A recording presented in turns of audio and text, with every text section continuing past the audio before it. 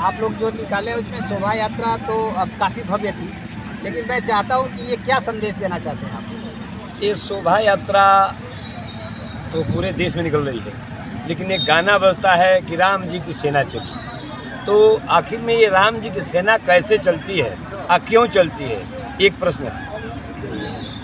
राम जी की सेना चली वो किसी पे विजय प्राप्त करने के लिए नहीं। जैसे रावण के अत्याचार से पूरा धरती डगमगाने लगी तो राम जी की सेना चली, और राम जी की जब सेना चली तो उसके बीच में समुद्र आ गया, तो राम जी की सेना ने उस समुद्र को भी बांध दिया।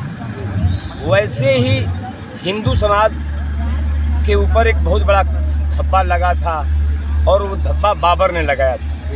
मंदिर को तोड़ करके, हमारे आराध्य के मंदिर को तोड़ करके उसने मस्जिद ऊपर से बनाया था, और उसके लिए हिंदू समाज 500 वर्ष तक संघर्ष किया, और उस संघर्ष का नतीजा रहा कि वो काला धब्बा भी मिटा।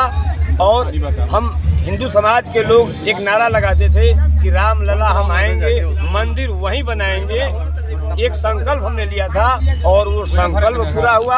और जो हमारे प्रभु राम टेंट में रहा करते थे, वो भव्य मंदिर में प्रवेश कर रहे हैं। तो उसी के लिए अयोध्या से पूजित अक्षत आया है, और उस पूजित अक्षत को हम सभी लोग घर घर पहुंचा रहे हैं और निमंत्रण दे रहे हैं कि हम सभी लोग 22 जनवरी को अपने हर गांव को अयोध्या बनाएंगे, अपने गांव के हर मंदिर को राम मंदिर बनाएंगे।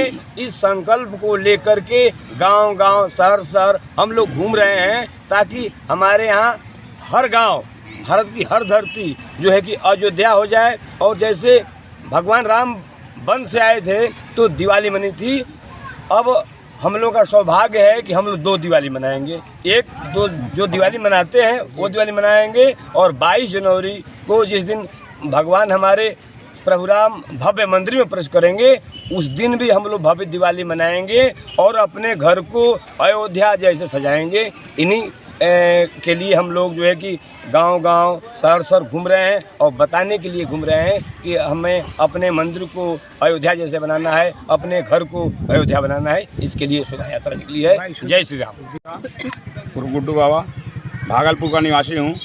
कार्य सेवा में हमारे सभी बड़े भाई लोग गिरफ्तार हो गए, लेकिन इस देखने के बाद हम लोग योजना यहाँ से बनाए हम और भागलपुर के सत्यपाल यादव, और हम लोग अपना रूट चेंज कर दिए और बाई ट्रेन हम लोगों ने लखनऊ तक की सफ़र की, और लखनऊ से हम कार्य सेवा में जाने के लिए एकदम तत्पर थे, और लखनऊ से अयोध्या गए और कार्य सेवा में भाग लिए। जो बाबरी मस्जिद थी, जो 451 वर्ष पहले बाबर ने बनाया था, उसको ध्वस्त किया गया। उस ध्वस्त करने में हम लोग का योगदान रहा, हम लोग बढ़ चढ़ के हिस्सा लिए, और समझ लीजिए कि 72 घंटा तक हम लोग बिना खाए पिए, सत्यपाल यादव और हम दोनों लोग भागलपुर से जाकर वहाँ पे कार्य सेवा किए। और कार्य सेवा करने के बाद हम लोग जब ख़त्म हो गया कार्यक्रम, तो हम लोग बाई ट्रेन अपने घर आए, और अपने घर आने के बाद ये जब वहाँ से प्रसाद लाए थे, उस प्रसाद का हम लोगों ने अपने गांव में वितरण जब शुरू किया, तुरंत पुलिस को सूचना दिया और प्रशासन हम लोग को ढूंढने में लग गई। इसलिए कि इतना आतंक था, बाबर ने तो आतंक किया ही किया, हमारे और जो जैसे मुलायम सिंह यादव ने गोलियां चलवा दी, उसी तरह इन लोग के ऊपर मुकदमा दर्ज कराने का कोशिश किया। लेकिन नारायण की कृपा रही कि किसी ने हमको अरेस्ट नहीं कर पाया। और हम लोग थाने में, हम लोग दरोगा से अपनी बात बताए कि मैं कार्य सेवा में गया था और कार्य सेवा से हम लोग आए हैं, और प्रसाद जो चाहता है उसको देते हैं, न हम लोग भड़काऊ भाषण दे रहे हैं, न हम लोग कोई वो करते हैं। लेकिन आज मुझे बहुत गर्व है कि हम लोग कार्य सेवा किए और भगवान राम का भव्य मंदिर बना, और उसमें भगवान राम आज विराजमान हो रहे हैं 22 तारीख को। और 22 तारीख को मैं भी एक प्रतिज्ञा किया हूं कि मेरे यहाँ कार्यक्रम हमने शाम को रखा है, जो माननीय सोनू शुक्ल जी के द्वारा शाम को कार्यक्रम है, जो भगवान राम के उसमें समझिए कि प्रवचन का कार्यक्रम, उनके भक्ति गीत का कार्यक्रम रखा गया है, वो शाम को मनाया जाएगा। जय श्री राम, जय श्री राम, जय श्री राम।